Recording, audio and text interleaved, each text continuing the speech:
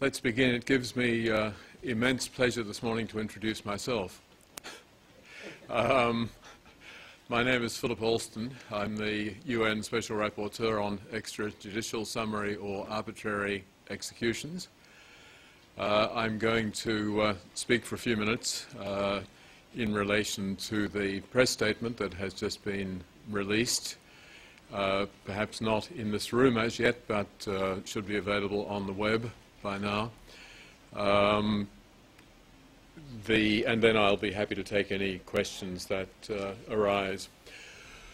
The background is well known, I think, to most of you. There was a videotape that was broadcast by Channel 4 in the United Kingdom in late August, which appeared to show the cold-blooded execution of a number of Tamils who had been stripped naked, bound and blindfolded, and then shot in the head by semi-automatic weapons. That tape then became a subject of international controversy. The UN Secretary-General, various key diplomatic representatives called upon the Sri Lankan government to consider the issue. The government initially simply proclaimed that the videotape was obviously a fake. They pointed to earlier examples of propaganda efforts undertaken by the LTTE, and they dismissed it, insisting that they would undertake no further analysis unless convincing evidence was shown to them which would require further attention. Subsequently, they did in fact commission 4 experts to review the tape. Those 4 experts, all Sri Lankans, produced reports which were never made available in their entirety, but which were reported by the government at a major press conference and briefing for the diplomatic community in Colombo. All 4 of the opinions concluded without any qualification that the tape was a fake. I subsequently issued a statement saying that I was not able to conclude that those investigations had been independent or impartial. 2 of the experts were members of the Sri Lankan Armed Forces, the very group which was under scrutiny if the videotape was to be accurate, and the reports in general struck me as rather impressionistic rather than scientific in their approach. The government of Sri Lanka then informed the UN Human Rights Council that it would take no further action on the videotape. They proclaimed widely that it was a fake. They called upon me to both withdraw the allegation and to make an apology.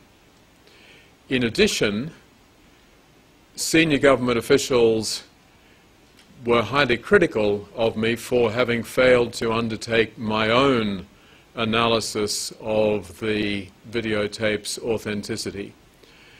When it became apparent that no further action was going to be taken either by the government or by other actors, I therefore decided to commission a number of expert opinions. I spoke widely to individuals within the broadly defined forensic community in this country, and I identified 3 individuals whose expertise is described in the background materials. They clearly are very highly qualified. I had never met any of them before. None of them has ever been to Sri Lanka or had anything to do with the conflict in Sri Lanka. Their expertise is unquestioned. so too, in my view, is their independence and impartiality. The three experts, one, Dr. Daniel Spitz, is a very prominent forensic pathologist. Second, Mr. Peter Diachuk is an expert in firearms evidence, runs the forensics program, one of the most important in this country at the John Jay Criminal Institute here in New York. And the third, Mr. Jeff Spivak, an expert in forensic video analysis. Each of these experts subjected the videotape to a very careful and thorough examination, and each of them concluded that there was nothing to indicate that the video was a fake. My own interpretation of their conclusions is that they point very clearly to the authenticity of the video. In addition, the various points raised by the Sri Lankan experts are, for the most part, systematically rebutted by these independent experts. The result of this analysis, then, would seem to point to the need for the government of Sri Lanka to undertake the investigation that I had called for initially. Before I draw my final conclusion and then open the conference for questions, I want to add in full and comprehensive disclosure that there were several items which the experts were not able to resolve based on the absence of the necessary evidence. In other words, the tape itself did not enable a conclusion to be reached definitively. They are noted in my statement, but the most important of them by far is the fact that the date encoded in the video is that of 17 July 2009. Now, as we know, the conflict concluded in May of 2009, and so if that date were definitive, this would be a problem. Not that the videotape would have been staged, because every indication is that the killings were genuine, were undertaken in the way depicted. But it would certainly indicate that the video was not taken during the final phases of the conflict as alleged by those who released the tape. The experts simply responded to that by noting that one fixes the date on a mobile phone, which is the device on which this was almost certainly taken, oneself. And the Philips video, the Philips phone on which this was taken, as the analysis demonstrates, provides for whoever is using the phone to set the date.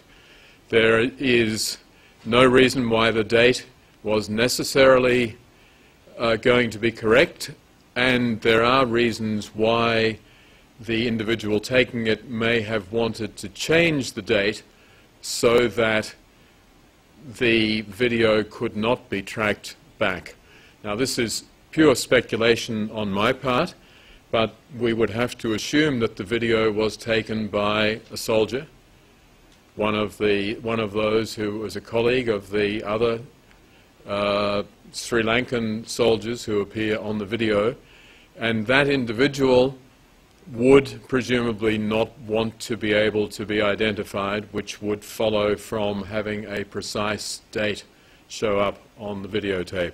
So there is a reason why the date might have been altered. But as I said, the conclusion clearly is that the videotape is authentic. I have therefore called upon the government of Sri Lanka to respond to these allegations, and the conclusion that I've reached is the following.